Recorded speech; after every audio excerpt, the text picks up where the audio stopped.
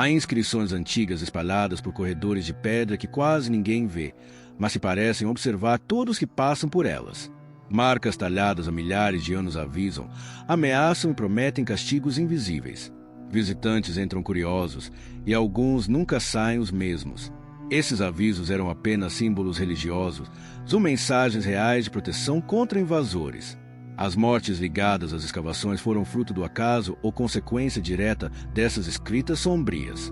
A história mostra que os egípcios realmente acreditavam na continuidade da alma após o fim do corpo e selavam tumbas como verdadeiras portas sagradas. Já os óbitos registrados possuem causas naturais documentadas, embora muitos detalhes permaneçam cercados por estranheza até hoje.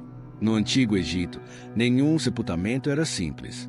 Cada câmara funerária funcionava como um cofre espiritual, guardando não apenas corpos, mas juramentos, rituais e fórmulas destinadas a proteger o descanso eterno.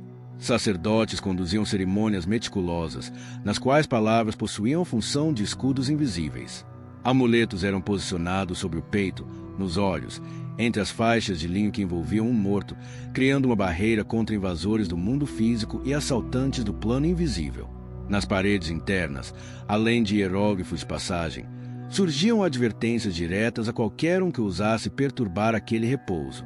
Algumas prometiam doenças súbitas, outras falavam em penas impostas por deuses do submundo, como Anubis e Osíris. Muitos séculos depois, em 1881, 1898 e no início do século XX, exploradores europeus começaram a relatar mal-estares estranhos logo após as primeiras aberturas de câmaras lacradas. Esses testemunhos se espalharam pela imprensa como rastros de pólvora.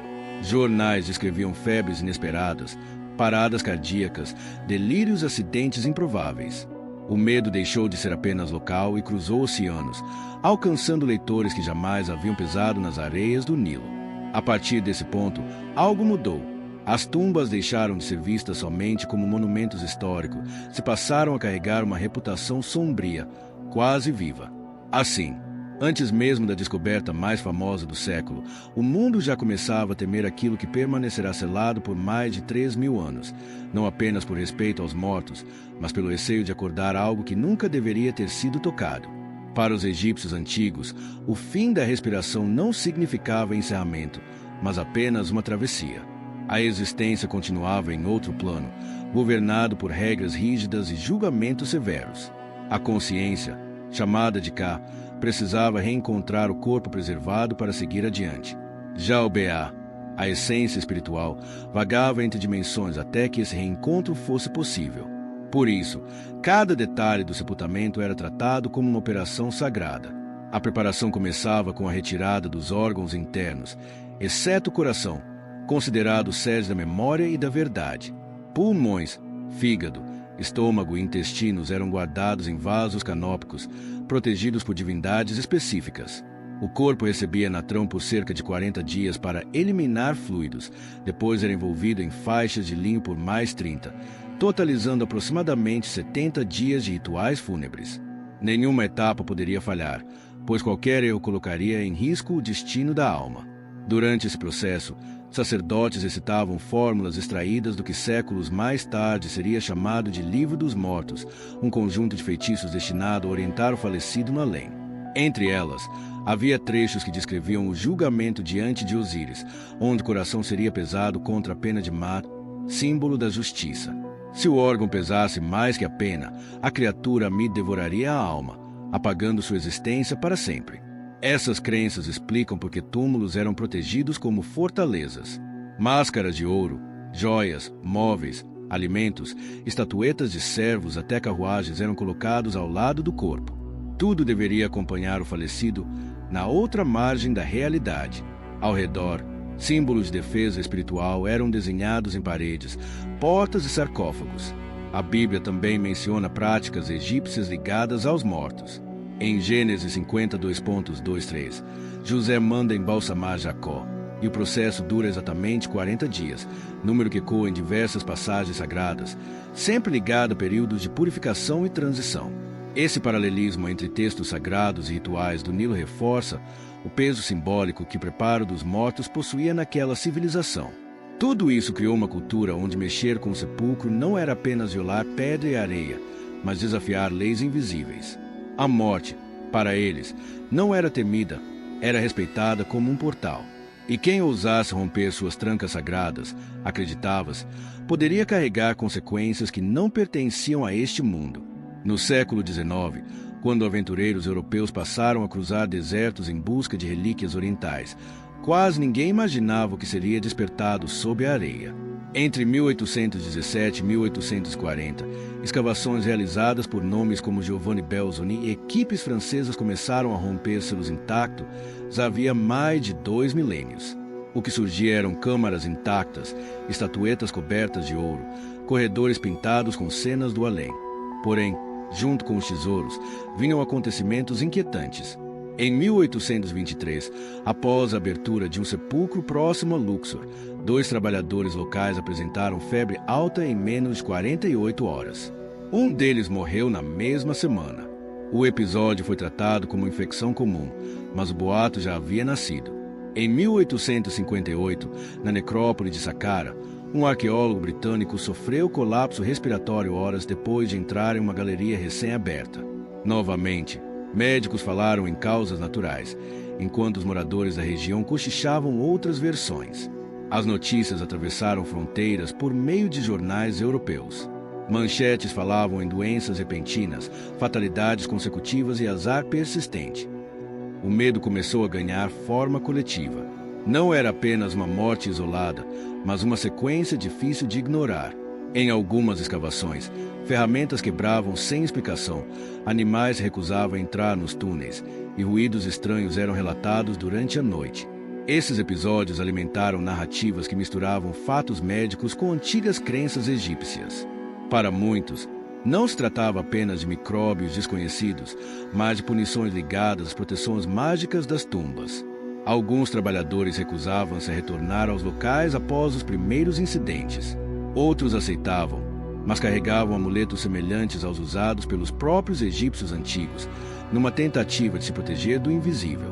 Curiosamente, essas histórias se espalharam ainda mais rápido do que os próprios achados arqueológicos.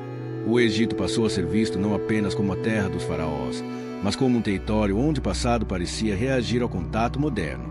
Cada nova escavação era acompanhada por expectativa e por receio, antes mesmo da tumba mais famosa ser revelada ao mundo. O cenário já estava montado. Abrir portas do passado podia trazer glória, riqueza e conhecimento, mas talvez cobrasse um preço que ninguém sabia medir.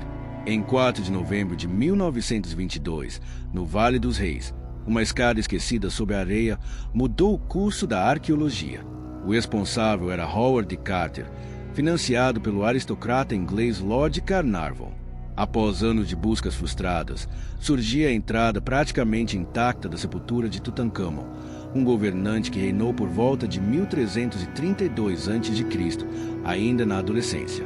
Dias depois, à luz de lamparinas, Carter fez um pequeno orifício na parede selada. Quando perguntado sobre o que via, respondeu apenas: coisas maravilhosas. Em 26 de novembro de 1922, a câmara principal foi finalmente aberta. Dentro dela estavam mais de 5.000 objetos, entre carruagens, tronos, armas, joias e o famoso sarcófago de ouro maciço. A descoberta percorreu o planeta em velocidade nunca vista para a época. Porém, poucas semanas depois, algo inesperado começou a alimentar os rumores sombrios. Em 5 de abril de 1923, Lord Carnarvon morreu no Cairo, aos 57 anos, após uma infecção causada por uma picada de mosquito no rosto. A ferida evoluiu para septicemia. Coincidência ou não, na mesma noite, houve uma queda geral de energia na cidade. Em sua terra natal, o cachorro do Lorde uivou e caiu morto no exato momento do falecimento, segundo os jornais britânicos. A imprensa transformou os fatos em um só enredo. A maldição havia começado. Nos meses seguintes, outras perdas foram associadas ao caso. George J. Gould, milionário americano que visitará a tumba, morreu em 1923, após febre súbita. Arthur Massey, integrante da equipe, faleceu em 1928. Richard Bethel, secretário de Carter, foi encontrado sem vida em 1929. E o pai dele, pouco depois, também morreu ao cair de uma janela. A sequência construiu uma narrativa impossível de ignorar. Curiosamente, o próprio Howard Carter viveu até 1939, alcançando 64 anos. Esse detalhe nunca recebeu o mesmo destaque que as mortes ligadas ao local. O público preferia o lado oculto da história. Jornais estamparam a ideia de que uma inscrição ameaçadora estaria na tumba, advertindo quem perturbasse o sono do rei. Mesmo sem que tal frase tenha sido oficialmente documentada, a lenda já estava consolidada. A partir desse ponto, o nome de Tutancâmon deixou de representar apenas um jovem faraó.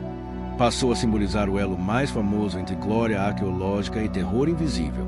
O mundo inteiro agora observava o Egito com fascínio e cautela.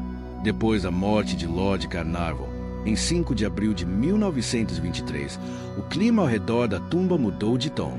Entre 1923 e 1930, pelo menos 10 falecimentos passaram a ser associados, direta ou indiretamente, à descoberta de Tutancâmon. Alguns haviam participado da abertura, outros apenas visitado o local. Ainda assim, para o público, todos faziam parte de uma mesma sequência sombria. Outros episódios semelhantes foram relatados em diferentes regiões do Egito ao longo das décadas, reforçando ainda mais a fama sombria das escavações. A imprensa teve papel decisivo nessa construção. Jornais de Londres, Paris e Nova York conectavam infartos, infecções, colapsos e acidentes como se fossem respostas de uma força invisível. Cada nova manchete reforçava a sensação de que ninguém cruzava impunemente aquele limite aberto após mais de 3.000 anos de silêncio. Enquanto isso, médicos apresentavam diagnósticos objetivos: septicemias, pneumonias, paradas cardíacas, intoxicações. Nada oficialmente fora da normalidade. Porém, a proximidade entre datas, a repetição dos quadros e o peso simbólico do local faziam essas explicações soarem frias demais para um público já dominado pela inquietação. Versículos bíblicos voltaram a circular como alertas. Em Eclesiastes 8:9, lê-se que o homem muitas vezes exerce domínio para o próprio mal. Para muitos, aquela frase descrevia exatamente o que estava acontecendo diante das tumbas violadas. Assim, o mundo se viu dividido entre dois caminhos. De um lado, relatórios médicos, do outro, crenças antigas, símbolos de proteção e coincidências difíceis de ignorar. E, nesse espaço entre fé e razão, a maldição deixou de ser apenas boato, passou a existir como ideia viva no imaginário coletivo. Com o avanço da medicina no século XX, surgiram tentativas de explicar o que antes parecia inexplicável. Pesquisas realizadas entre as décadas de 1960 e 1990 analisaram amostras retiradas de câmaras lacradas por milênios. O que encontraram não foi magia, mas organismos microscópicos extremamente perigosos.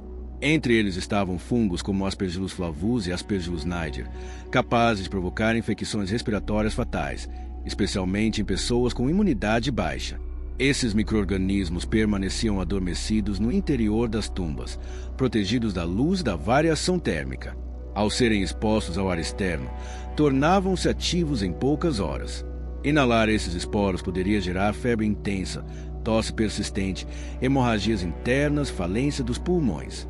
Outra possibilidade levantada foi a presença de gases acumulados ao longo dos séculos, incluindo amônia, metano e até traço de radônio, um elemento radioativo naturalmente liberado por rochas. A exposição prolongada a esse tipo de substância pode causar tonturas, desmaios, danos neurológicos e doenças cardíacas. Em ambientes fechados, esse risco se multiplica. Especialistas também apontaram o uso de substâncias tóxicas nos próprios materiais funerários. Resinas, óleos e compostos à base de enxofre eram aplicados nas múmias para conservação. Em contato com o oxigênio moderno, alguns desses produtos poderiam liberar vapores nocivos. Relatórios médicos revisaram casos famosos. A septicemia de Lord Carnarvon foi associada à fragilidade imunológica após uma doença anterior. Outras mortes, antes classificadas como misteriosas, foram reavaliadas como acidentes domésticos, infartos, infecções não tratadas ou exposição climática extrema. Mesmo assim, algo ainda escapava às estatísticas. Nem todos os visitantes adoeciam. Alguns saíam ilesos, enquanto outros apresentavam colapsos em poucos dias. Essa seletividade manteve aberta a brecha entre explicação biológica e suspeita invisível. A ciência ofereceu respostas sólidas, mas não conseguiu apagar totalmente o peso simbólico das tumbas. Para muitos, os micróbios explicavam o corpo, mas não tocavam a sensação de que, além das bactérias, ainda havia algo observando em silêncio. Nas paredes internas de várias sepulturas, não havia apenas desenhos decorativos. Entre símbolos solares e cenas do além, surgiam advertências diretas aos invasores. Algumas prometiam doenças súbitas, outras falavam em punição no mundo espiritual. Não eram frases aleatórias, mas parte de um sistema de defesa invisível criado para garantir o descanso eterno. Amuletos, escaraveios sagrados, sinais ligados a Horus. Ísis e Osíris reforçavam essa proteção simbólica. Tudo funcionava como um aviso silencioso, ultrapassar aquele. Limite significava desafiar forças que não pertenciam ao mundo dos vivos. Textos bíblicos também eram associados a essa ideia de barreira sagrada. Em Zacarias 2:05, lê-se que o próprio Senhor seria muro de fogo ao redor. Para muitos, essa semelhança entre culturas tão distantes reforçava a noção de que certos espaços não devem ser violados sem consequências. Assim, mesmo após a areia ser removida e a pedra quebrada, as mensagens permaneciam cumprindo seu papel. Causar respeito, provocar temor e lembrar que algumas proteções não são visíveis, mas, segundo muitos, continuam ativas. Muito antes dos arqueólogos chegarem ao Egito com pincéis e instrumentos científicos, os túmulos já eram violados por mãos movidas pela ambição. Registros históricos indicam que o saque começou ainda na Antiguidade, por volta de 1000 a.C., quando crises políticas enfraqueceram a vigilância real. Ouro, pedras preciosas, estátuas, amuletos passaram a abastecer mercados clandestinos que atravessaram séculos. Esse comércio nunca cessou. No século XIX, com a intensificação das grandes escavações, o tráfico de relíquias cresceu de forma alarmante. Em 1881, autoridades egípcias descobriram um esconderijo com dezenas de múmias reais em Deir el-Bahari, ocultadas por saqueadores para venda posterior. Muitas haviam sido rasgadas, deslocadas e desmontadas em busca de metais valiosos. O descanso eterno havia sido reduzido a mercadoria. Para as crenças do Egito Antigo, esse tipo de violação era uma das piores transgressões possíveis. Roubar os bens funerários significava impedir que o falecido tivesse recursos no além. Era condená-lo a vagar sem abrigo, sem sustento, sem identidade. Por isso, os textos falavam em vingança direta das divindades contra quem tocasse nesses objetos com intenções impuras. Ao longo do século XX, histórias envolvendo compradores de antiguidades passaram a circular com o mesmo peso das lendas faraônicas. Em 1937, um colecionador francês perdeu toda a coleção em um incêndio inesperado poucas semanas após adquirir artefatos funerários. Na década seguinte, um negociante inglês envolvido no contrabando morreu em um acidente de estrada após transportar peças raras pelo deserto. Os registros oficiais falavam em fatalidade. Os que acreditavam chamavam de retorno da ira divina. Versículos bíblicos também passaram a ser usados como paralelos dessas punições. Em Abacuque 2:9 está escrito: ai daquele que ajunta em sua casa bens mal adquiridos, para pôr em lugar seguro seu ninho. Para muitos religiosos da época, o texto descrevia exatamente o destino de quem lucrava com sepulturas profanadas. Assim, o saque deixou de ser visto apenas como crime contra a história. Para parte da humanidade, transformou-se em um ato que ativava consequências invisíveis, atravessando fronteiras, idiomas e crenças. Não importava se o objeto estava em uma pirâmide, em um navio ou numa sala de exposição. Uma vez retirado sem respeito, passaria a carregar consigo a sombra do local de onde saiu. No tempo presente, o Egito já não é apenas um território de escavações e lendas antigas. Ele se tornou um dos destinos turísticos mais visitados do planeta, recebendo mais de 13 milhões de visitantes por ano antes das recentes crises globais. Pessoas do mundo inteiro caminham por corredores que permaneceram fechados por séculos, observam sarcófagos expostos, atravessam templos que já serviram de morada aos deuses. Mesmo assim, algo continua diferente no ar. Museus do Cairo, de Londres, de Paris e de Berlim exibem múmias sob iluminação controlada, enquanto guias continuam relatando episódios estranhos ligados a determinados artefatos. Em documentários exibidos desde a década de 1970, pesquisadores relatam falhas inesperadas em equipamentos, alterações bruscas de temperatura dentro de câmara e sensações de presença mesmo em locais vazios. Nenhum desses fatos possui comprovação definitiva, mas todos alimentam a permanência do mistério. O cinema e a televisão reforçaram ainda mais esse imaginário.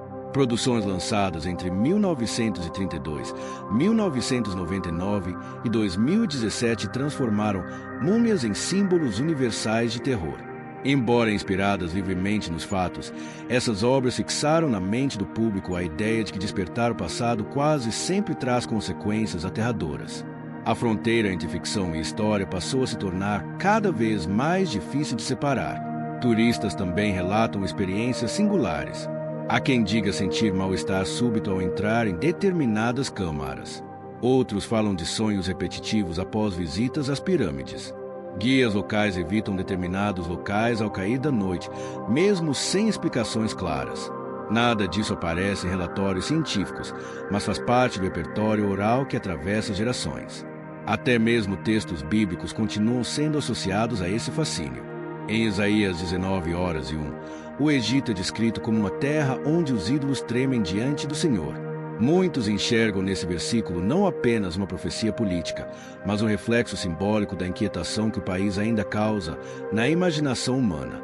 Assim, mesmo em meio a scanners modernos, vitrines blindadas e pesquisas avançadas, as antigas tumbas continuam provocando o mesmo efeito de milênios atrás. Atraem olhares, despertam respeito e mantêm viva uma sensação incômoda de que ali repousa algo que jamais se rendeu totalmente ao tempo. Depois de atravessar séculos, nomes, ruínas e mortes, a pergunta permanece suspensa no ar como poeira antiga iluminada por tochas. Existe, de fato, algo além da explicação humana protegendo os mortos do Egito?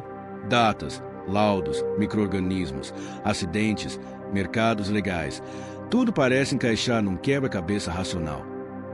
Ainda assim, certas peças insistem em não se ajustar por completo. De um lado, relatórios científicos detalham fungos, gases, radiação natural, infecções e falhas orgânicas. Do outro, inscrições gravadas há mais de 3 milênios, avisos talhados em pedra, símbolos de defesa espiritual e tradições que atravessaram impérios. Entre esses dois mundos, surgem coincidências demais para alguns, explicações demais para outros. A Bíblia afirma, em Amós 4:13, que há mistérios que o ser humano jamais controla por completo. Já em Hebreus 10:31 está escrito que terrível coisa é cair nas mãos do Deus vivo. Para os antigos egípcios, a punição não vinha de um único criador, mas de um conjunto de forças que regiam tanto a existência física quanto pós-vida. Visões diferentes, medo semelhante. Tutancâmon continua sendo um símbolo, não apenas pelo ouro, pelo trono, pela máscara, mas pelo que sua sepultura despertou no mundo: fascínio, pavor, ganância, fé e contestação. Ao redor dela, ruídos de morte, manchetes alarmistas, testemunhos fragmentados e explicações médicas passaram a coexistir como camadas sobrepostas de uma mesma história. Talvez nunca seja possível afirmar, com certeza absoluta, se alguém foi punido por tocar o que deveria permanecer oculto.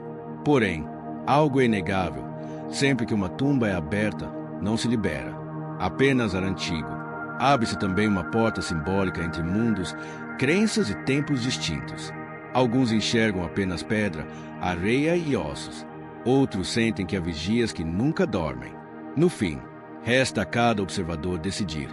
Estamos diante de uma sucessão de coincidências bem documentadas ou diante de um aviso silencioso que atravessou milênios esperando ser ignorado mais uma vez. E agora que você conhece cada camada dessa história, fica a pergunta que jamais se cala. Se estivesse diante de uma tumba selada há milhares de anos, você teria coragem de tocar o que foi feito para nunca mais ser despertado? Se essa história fez você questionar o que ainda pode estar escondido sob a areia do tempo, então não deixe esse mistério terminar aqui. Deixe seu like para que este vídeo alcance outras pessoas curiosas como você. Inscreva-se no canal para continuar atravessando fronteiras entre o real e o inexplicável. E escreva nos comentários: você acredita em maldição ou tudo tem explicação?